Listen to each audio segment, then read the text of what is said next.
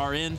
33% of you think Super Frogs is going to walk away with this one. 67 in favor of Method Orange. Yeah. It's ultimately going to come down to who can outplay who. I can imagine Method Orange are going to go for an aggressive all-in strategy, and it's going to be up to Super Frogs to defuse it as we see Method Orange crossing the map. Cubsy trying to make a getaway, getting gripped back into the asphyxiate. A great start for Method Orange early on. Cubsy jumping away to safety, repositioned now on the gateway. He managed to get away from that initial stun, trading no cooldowns. Now we see Chun-Li actually maybe going for a healer race, portaling back away from him, landing a double leg sweep, allowing Cubsy the gateway to safety for a potential hex now on C2. Unfortunately breaking though, bit of a miscommunication there. Now Trill in hot pursuit, giving that ride the win to Miz.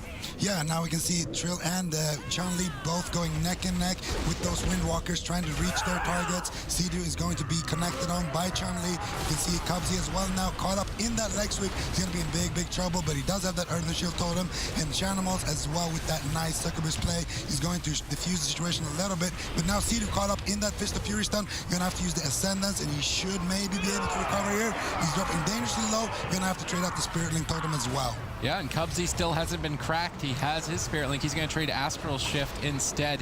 C2 actually in a bit of danger. He's just rotting down. Chanimal doing a lot more pressure than I would have thought in this matchup. Cubsy now caught into a stun though as Method Orange look to reverse. Preemptive shield wall from C2 on the stun. Nice read. This wall is the only thing that kept him alive during that stun lock. Now he should be able to recover, but he has to get through a lot of interrupts. In the meantime though, Cubsy is dipping low. He has to use the Spirit Link Totem. C2 still can't work through the interrupts. He's going to dispel off the dots, but Chun-Li is still gunning him down. No defensive left. C2 versus Chun-Li. Trill pulls back to help out C2. Chanimal moves in, try and close this out. Gateway from Cubsy. C2 does not care if he's in danger. He knows that it's a race to the finish. He's going to get in the face of Cubsy, get a couple of purges in these final moments as potentially a cross kill could ensue. Yeah, and now we see Cubsy's actually going to be the one in trouble because C2 is on stun there. There it is. Full leg sweep onto Cubsy. Let's see, do they have the damage? Followed up by the Fist of Fury stun. Cubsy dangerously low. Gets kicked on cast, and he's going to go down. Do we have a cross kill situation, though? Trill's going to use Chun-Li's going to use a touch of karma onto C2. C2 dropping dangerously low. He's trying to kite. He's trying to survive here. But right now, we do see Trill and Mez are just playing goalkeeper. And I think that C2 should be fine for now.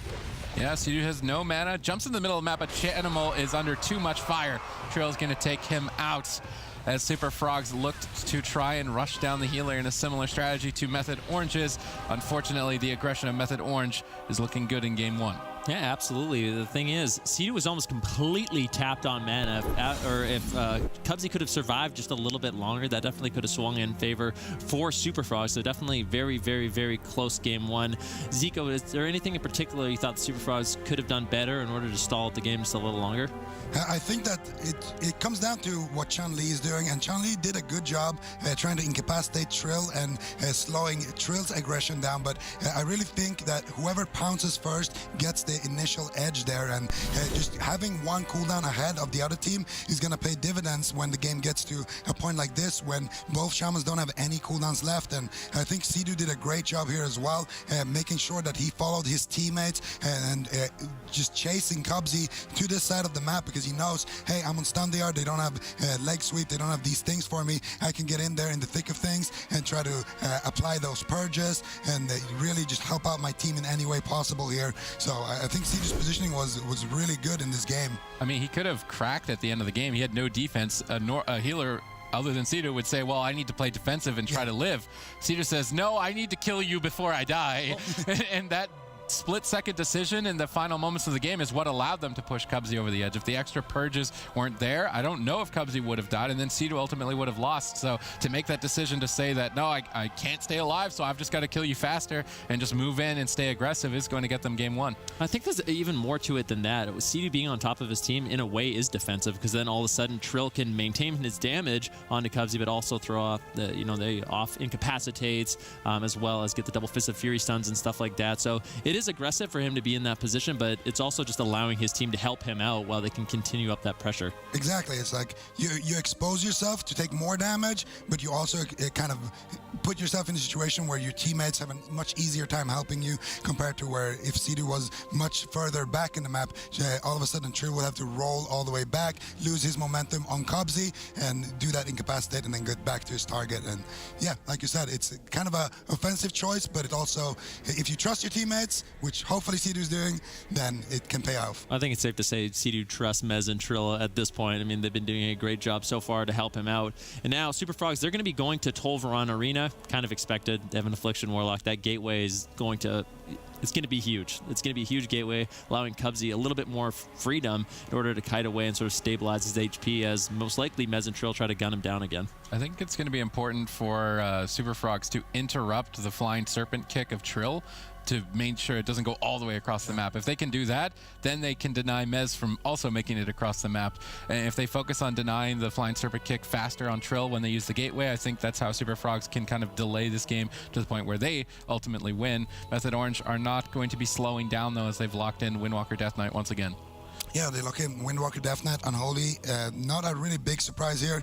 Super Frogs do have a couple of options here, but I do think that at the end, they're going to go ahead and lock in that Warlock, Windwalker, as well as the rest of Shaman. And like you said, they have to stop that Ride the Wind, as well as, I think in general, Chanimal just needs to be super disruptive because he is not a target in this matchup if they choose to just gun down Cubsy. So Chanimal's gonna have to do a good job being the goalkeeper and making sure that Cubsy stays alive. And the whole matchup, if they train Cubsy, is gonna come down to Cubsy just getting away and then getting to a situation where he can be in Ghost Wolf and just kiting around those big pillars here in Tolvaron Arena. Yeah, it is important. It's kind of a double-edged sword though. If he's kiting around the pillar a little bit too much, then Chanimals all of a sudden can't get out the fear. So they need to have good coordination, play around Chanimal's port as well so he can be in position. And it really is going to come down to those split-second decisions. Can Chanimals fear Trill on his Flying Serpent kick during the gateway? Can Chun-Li get that incapacitate? These little things are going to prove to be huge factors in determining who actually wins the series. Going into Game 2, I think it's good. Both teams going back to that comfort pick, like we said, and in a 50-50 matchup like this, when it is some of the best players in the world, sometimes you just have to play your best composition, put your best foot forward, and just hope for the best.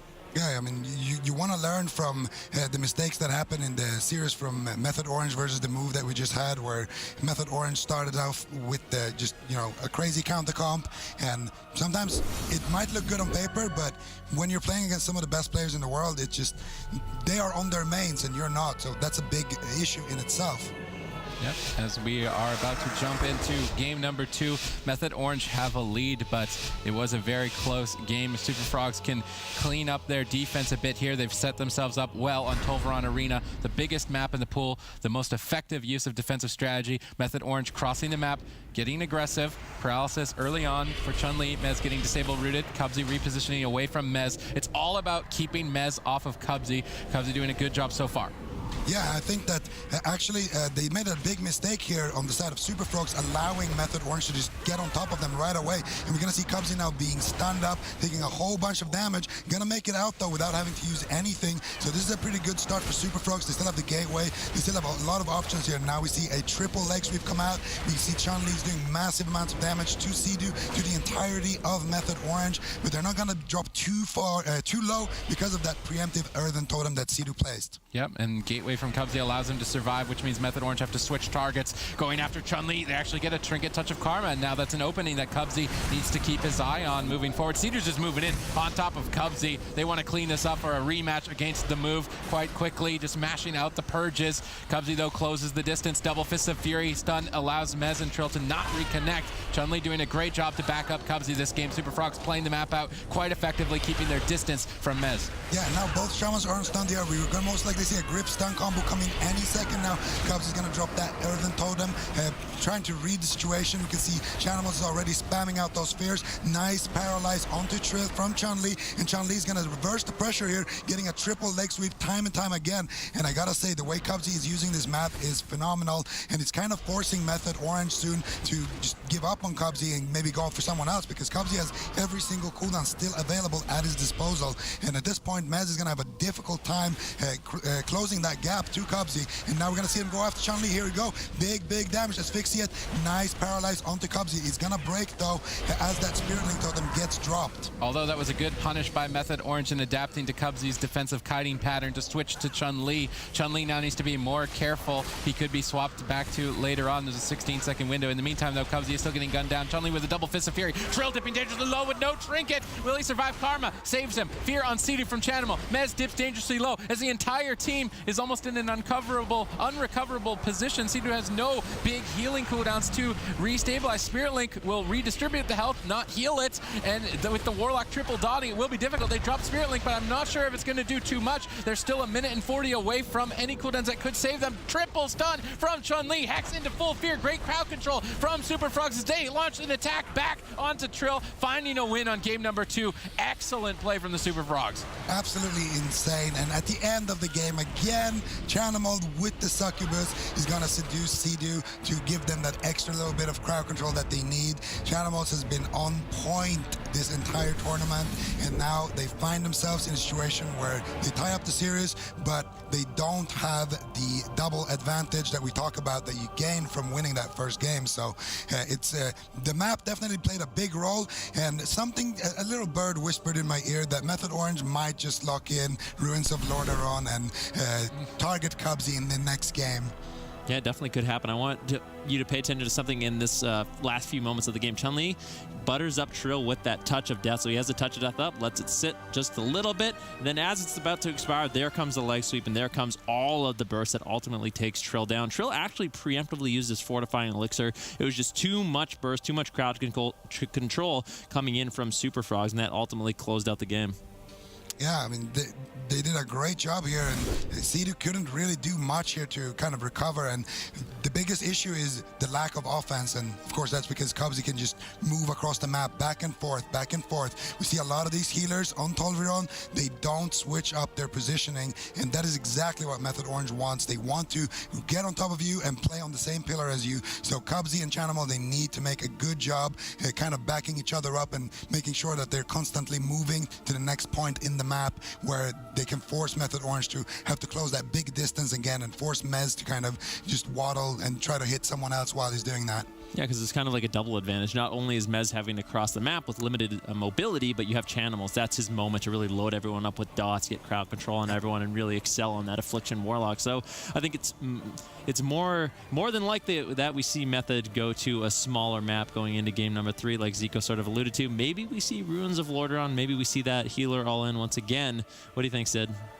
I think we're going to see the same comps throughout the entire series and very similar strategies. We can see on Tolvaron Arena that the defensive play of the Super Frogs was very effective. Cubsy just kiting pillar to pillar to pillar, rotating around the map and making it difficult for Mez to connect for any significant amount of time. Method Orange tried to adapt their strategy by switching to Chun-Li, which could have worked out in the end towards the end of the game, but they ultimately ran out of time due to the aggressive crowd control swap by Chanimal to lock Sea-Doo out of the game for an extended period of time and ultimately kill Trill. So both teams are kind of adapting on the fly to each other. Maps are crucial in this matchup between these two compositions. If we go to a map like Ruins of Lordaeron, I'm curious to see how Cubsy is going to play that, if he's just going to run a circle around the room or maybe straight lines across back and forth from each room. It's really up to Cubsy, his positioning, and also Chanimal's ability to set up kills for his team.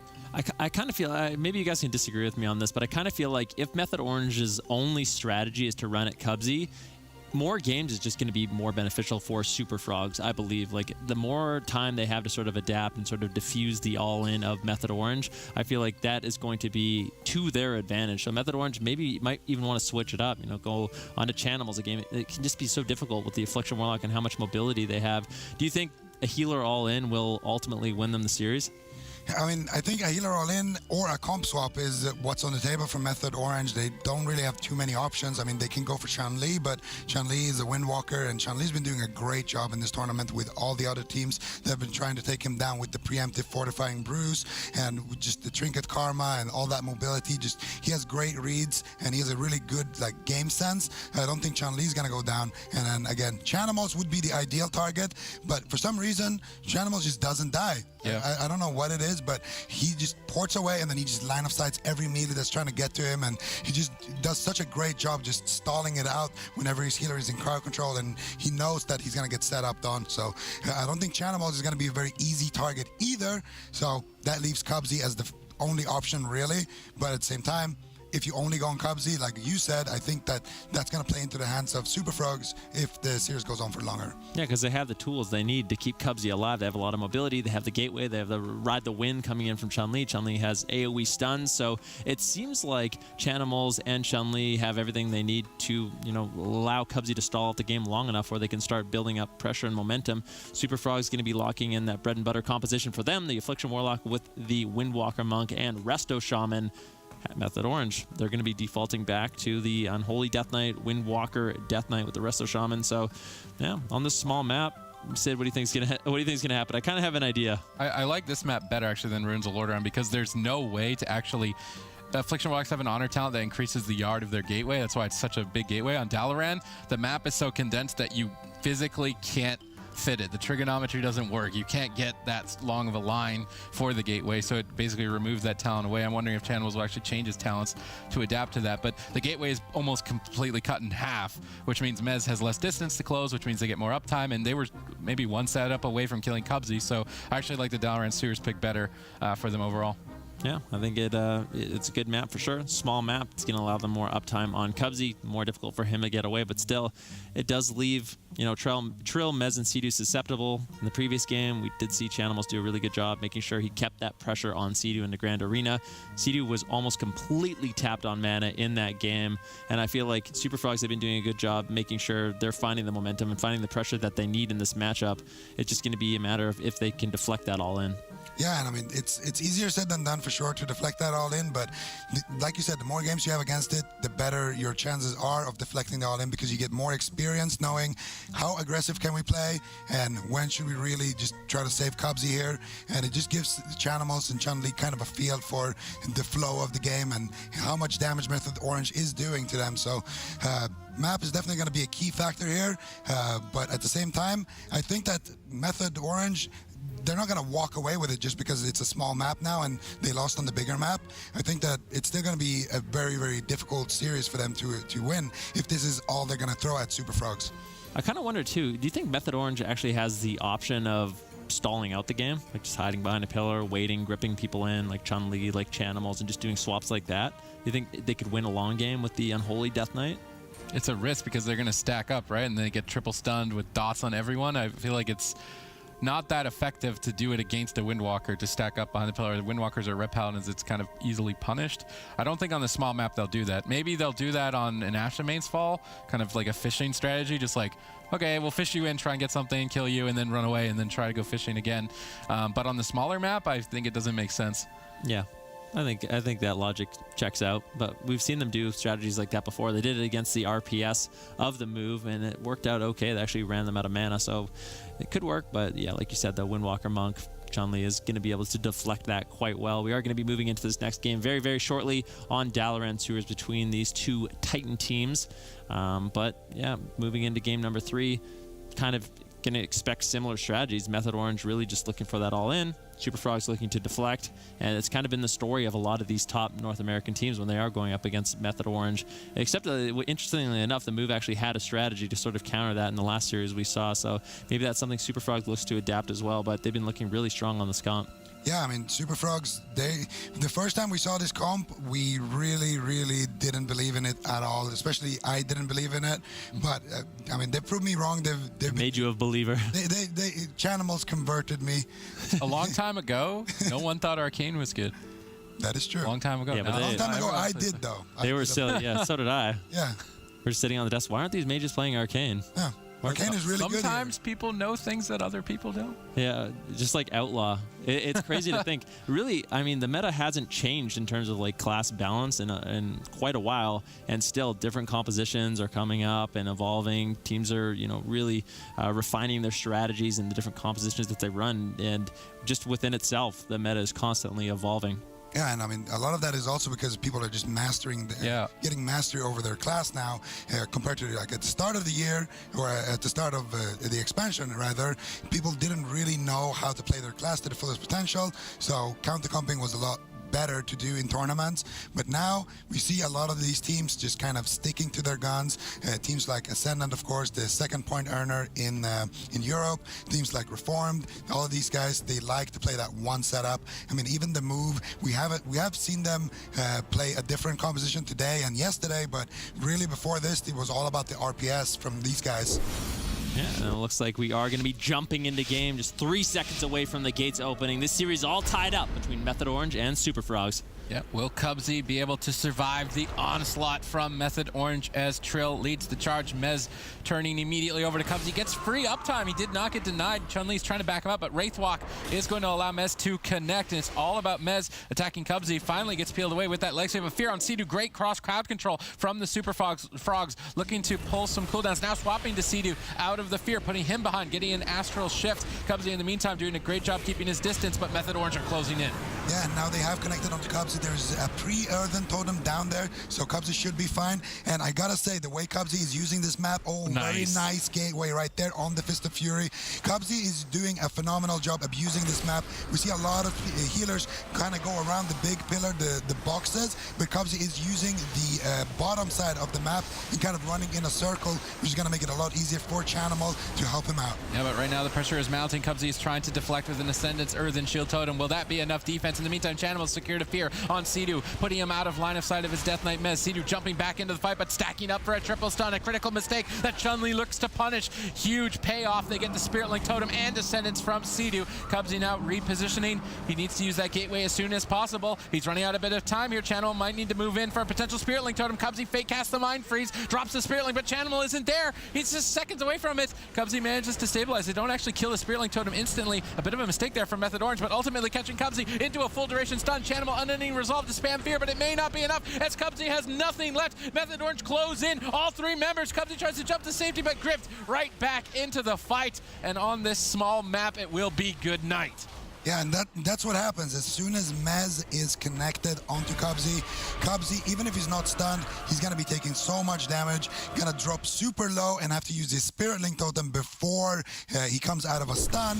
And when he comes out of the stun, that's when he really, really needs it. So Cubsy, as much as I was commending him for how he was kiting, he ended up getting stuck at that pillar. Mez finally got to connect, and then it was good night for him. Yeah, once they have the uptime they need, it's really difficult for any healer to really survive that. So difficult spot for Cubsy to be in. You could tell at the beginning of the game, Super Frogs really just wanted to get as much pressure and momentum as possible. Chun-Li throwing out the Touch of Death instantly onto Sea-Doo, leg sweep onto Mez, just trying to get that damage out. But eventually, Method Orange stabilized, and they were able to eventually get this all and kill the Cubsy. Yeah, and I mean here, Cubsy, right at the start of this clip, he had to use that Spirit Link Totem, and it wasn't because he was stunned. He was about 80%. He was trying to fake cast the interrupts, but I mean, there's 3 interrupts on the side of Method Orange, and faked himself to about 20%, had to drop the Spirit Link Totem, get topped up again to 90%, but then he got fully stunned, dropped again to 10%, and then from there on, that's where the big mistake was. Whenever you as a healer is on DR from stuns,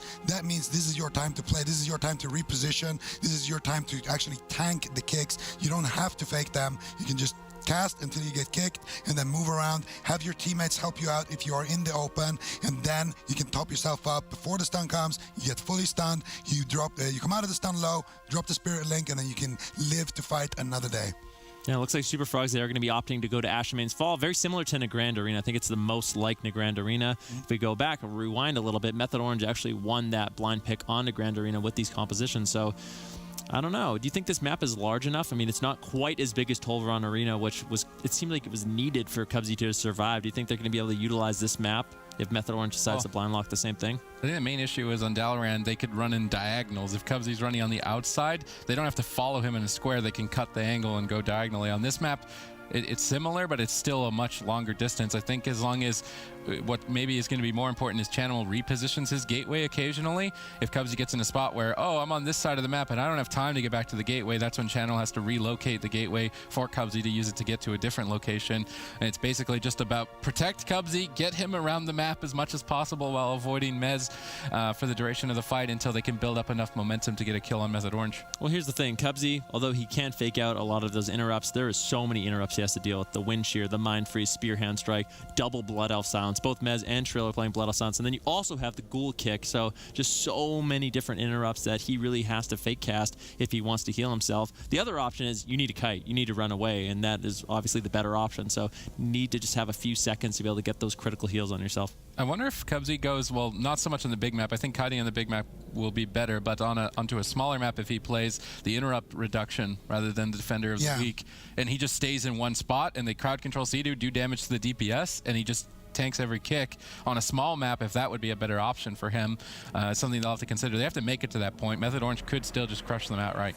Yeah, I mean, I think that's a good talent choice, but at the same time, you have to pick your moments when you tank those kicks. If you tank them early on in the game when there's still, you know, all these offensive cooldowns available for Method Orange, all of a sudden you might get kicked and then you get stunned at like 70%, 60%, and then you might just be having to use way too much defensive cooldowns when you get out of that. So if you choose your moments to play the Calming Waters, it can definitely pay off, because I don't think you need the defender necessarily that much when there's this many kicks. Usually my rule for Burning Determination, which is essentially the mage version of Calming Waters, is to just, if there's 3 kicks or more, you play it. No matter what. Yep. I like that. I think it's a good rule of thumb. Could agree with that, but yeah, it's difficult. And I feel like that talent choice, the defender versus Calming Water, really comes down to the way Method Orange plays. They can actually kind of exploit it, like you said. They just don't use their interrupts till he's a little bit low. They interrupt him at 60-70% HP, and then they follow that up with the stuns. That's when it becomes sort of unmanageable. And even though the interrupts are low, they can still capitalize and take him down and force those huge cooldowns. But Method Orange basically almost on match point here to knock Super Frogs completely out of this tournament. They're going to be looking forward to advance and get that rematch up against the Move. All right, ladies and gentlemen, the gates have opened. Method Orange are on match point, looking to send Super Frogs out of the tournament, and they are closing in with all-out aggression towards Cubsy. Cubsy trying to duck away, but he's moving to a pillar where there is no current gateway to get away. This is where I'm wondering if Chanimal's going to relocate it, or if Cubsy's just going to double back, try and make it back to the gateway. He jumps back. He gets gripped, though, into the fight. Trill gets feared away on that grip. Cubsy caught into the stun, but Trill and Sea-Doo are peeled away with that Infernal Stun. Sea-Doo trying to clutch some purges to build up the momentum, but Cubsy with great kiting can use the gateway at any second. They're still on match point. Gates across the map. Ride the Wind does not get interrupted. Mez has a free ride back to Cubsy. No snare's going to be hitting him. Cubsy getting silenced on the hill. On the heel, a lot of interrupts still potentially available. He needs to deal with them. Gets wind sheared by Sea-Doo. Will that be enough to close the game? No, Cubsy denies it. Double leg sweep. Cooldown traded up from Mez and Trill, though, very preemptively, which could be a punish later on. Yeah, and I mean, at this point, Super Frogs just need to survive as long as possible. They need to keep Cubsy alive, and Cubsy's doing a great job. Now he's on Stun the Art, and he's going to get a pre-Astral Shift on that Touch of Death stun lock combo right there. That could have been very scary if he didn't do that. And actually, it still is. Cubsy's dropping dangerously low. He's going to have to trade out the Spirit Link Totem, and now Cubsy has no more defensives, which means that the next time Cubsy gets caught up like that, he's going to be in big trouble. We see a full fear onto Sea-Doo. A lot of damage coming in the trail, but that beautiful Hex, he's going to follow it up. Is he going to survive? He's got, oh my god, he gets spell locked and he just gets taken down. Beautiful. And that was actually the preemptive fortifying brew as well there from the Windwalker. I think Method Orange overcommitted their cooldowns for the rushdown. Although they are disadvantaged on the large map, I don't think it was necessary to use the Icebound and the Karma both at that specific moment in time. And then later on, Super Frogs are a team that are going to punish you. And Cubsy said, okay, there's only one opening where we can win right now. If we don't win here, I'm going to die. So I'm jumping at Sea-Doo. I'm just going to cast a Hex, and we have to win. And they managed to do it. So Cubsy taking kind of a bit of a page out of Sea-Doo's book from the first game in that match to have enough crowd control to close the game out. We move into game 5, and then this is where the decisions come in, because we're obviously going to a small map. I think Black Rock Hold might be better, potentially better than Runes of Lordaeron, just because Chanimal won't always have open line of sight for fear. So I think this map pick is going to be crucial. But despite that, we're in a game 5, and we're in the top 4, the best teams from North America, and you can really see it. Even though the team of Super Frogs is playing a composition that would be considered unconventional on the ladder, or maybe even just terrible on the ladder, they make it work with masterful play. Yeah, I mean, here, look at Trill's beautiful preemptive Fortifying Brew on that stun, but Cubsy comes in with the MVP play right there at the end of the game, following up that full fear onto Sea-Doo with the Hex to secure that kill onto Trill. So he did a good job being the person who is trained the entire time, running out of cooldowns, but then still looking for offensive opportunities to kind of close out the game and try to still grab that win. He's gonna net them a game 5, but I would like to see maybe Super Frogs just go for the Asa DK Resto Shaman now. It's game 5. You know it's going to be a small map. You lost every small map. Just take a page out of the moves book. Yeah, but maybe they haven't practiced that at all. I feel like it could be a little bit of a risky strategy. You don't need to practice tunneling Sea-Doo. Maybe not. I don't know. It is a straightforward strategy, but still. The Frost DK and an Asarog. Yeah. You have Wealthy Man. He's a great Asarog already. I feel like... he knows how to kill shamans, I'm sure. Talking to Chanimals, though, like the last time I had an opportunity to sit down with him, like it seems like they're more interested in the comfort picks. They would rather just, instead of taking the composition advantage, they would rather just try to take the outplay advantage and really just try to punish their teammates for making mistakes against them. And I think it really shows a lot in their gameplay. Method Orange in that match, I kind of have to agree with you guys. I feel like they preemptively use their defensive cooldowns. And when you do that, you know, sure, you're getting your Touch of Karma rolling, but it also gives the enemy team a clear win condition. They can go for those all-in plays, and it becomes very easy. It's like, okay, now Trill doesn't have his Touch of Karma. All we have to do is land a Hex. He's a little low. We land a stun, and he's dead. Whereas if he still had that cooldown available, making that sort of decision and making that sort of play becomes much more difficult, and becomes much less clear what your actual win condition is. Yeah, I mean, the offensive Touch of Karma really doesn't do that much damage. I mean, sure, you're going to get a couple of extra ticks, and you're also going to be able to kind of freeze your HP on high HP to keep yourself aggressive. But aside from that, it's not really I don't think it's worth the risk. And another thing is, you could lose the Blood of Silence by being Alliance, but you would also be able to have more chances at killing Sea-Doo, at killing Cubsy, sorry. So that could also be something that would work if you do those offensive karmas to be a human. Yeah, definitely an option for them. Runes of Lordaeron and Method Orange, no surprise here. They're going to be locking in Windwalker Death Knight. Super Frogs looking to protect Cubsy. Once again, they just need to keep Cubsy alive. I think the strategy adaptation of really just going after the DPS is going to prove fruitful for them. They put a lot of crowd control on Sea-Doo that game, managed to secure the win with the full Hex, and they managed to force Trill and Mez actually a little bit defensive and scared, and that's what we saw in the last game. I actually want to see Cubsy play Calming Water, stay in the room, and focus on crowd controlling Sea-Doo, and just press Healing Wave every global cooldown of the game, while Chun-Li and Chan will just try to set up damage over and over on Trill and Mez the same way we saw in Asha mains. We're going to have to wait and see. Kiting is still obviously a vital strategy.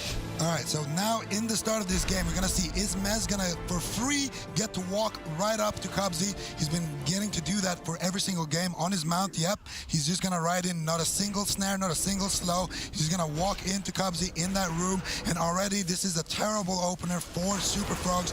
You're going to see double Fist of Fury as well, following up that Asphyxiate. Cubsy's going to drop dangerously low. He's not going to have to use any cooldown, though, due to those great peels from his teammates. That was a nice slam dunk, gust of wind into Gateway. He clicked the Gateway instantly to prevent any sort of death grip shenanigans, but ultimately Mez and Trill and Sea-Doo are going to reconnect, and Cubsy's going to bunker down using that Earthen Shield Totem, trying to tank out the stun, but Trill commits the Touch of Death, a potentially lethal amount of damage. Cubsy trades with Astral Shift to recover, but the cooldown bank is running low. Sea-Doo caught into a Succubus, Mez caught into a Fear. Great crowd control from Chanimal, forcing a Touch of Karma from Trill. Once again, it may not have been necessary, and now he is an open target moving forward. That was absolutely a preemptive Touch of Karma there, but Chanimal doing a great job crowd controlling both Sea-Doo and Mez alone, cross-CCing essentially the whole team. We do see a Spirit Link being dropped off from Sea-Doo here to restabilize the team, but now Super Frogs have a clear win condition. As we see Cubsy drop dangerously low, but he is going to stabilize with that Hellstone, with that Ascendance. Yeah, Cubsy needs to stay alive a little bit longer. Sea-Doo has no Spirit Link Totem, no Touch of Karma. Trill could easily fall. What is Trill going to do? Is he going to keep all-inning? It looks like he's going to. He's got nothing left to survive. He's caught into the leg sweep. Any crowd control on Sea-Doo could close this out. Fists of Fury. Chanimal looking to potentially line up a Fear, just focusing on getting damage. Fear being cast on Mez. Dispel on the dots by Sea-Doo. Trill trying to set up for a kill on Cubsy, but he's still got Spirit Link Totem sitting in his back pocket for an instant recovery. Sea-Doo dropping that Earthen Shield Totem, trying desperately to keep Trill aggressive. They need need to pull the Spirit Link Totem from Cubsy soon. They're running on the clock. Trill portaling back, but Sea caught into a fear. If Chun-Li connects, Trill will surely go down. Fists of Fury flying, everyone in crowd control. Trill is flying, Servant kicks, but Drain Soul will connect the kill. And I actually can't believe it. Super Frogs, with this unconventional composition, are going to do it, advancing to the grand finals for a rematch.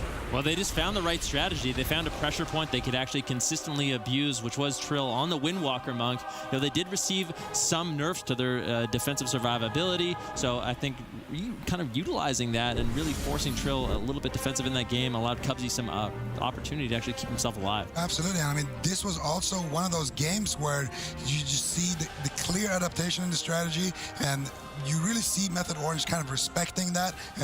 Way too early with the touch of Karma, but also I really like going after a Blood Elf Windwalker. Your stuns are going to be full, and essentially he's going to get stunned once, be able to trinket, and that's going to be it. He actually went Orc in this game.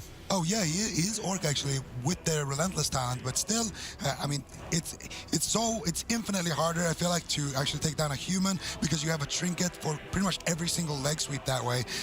Either way though, Trill is going to survive that stun lock, but the dots are going to be enough to take him down. Yeah, beautiful play, honestly, coming in from the Super Frogs, and they're going to be moving into the grand finals up against the move. Method Orange, unfortunately, their bags are going to be packed to Poland a little bit later this year. So bittersweet. Yeah, bittersweet. I think they're actually going to be the 3rd place seed for North America. Then you have the Super Rejects. They're going to be the 4th place seed. And now you have the Super Frogs and the move battling it out to see who is going to be that 1st place seed, I believe, moving forward into the summer finals a little bit later this year. But yeah, that was a really good series. You can see really how back and forth it is between these two teams. Now, Zico, one thing we kind of talked about a little bit yesterday was these 4 teams, they really focus on that Shaman as a main healer, and that's not something we typically see in Europe as often. Yeah, so I mean, all the teams that have qualified so far in North America they're playing their main comps with a rest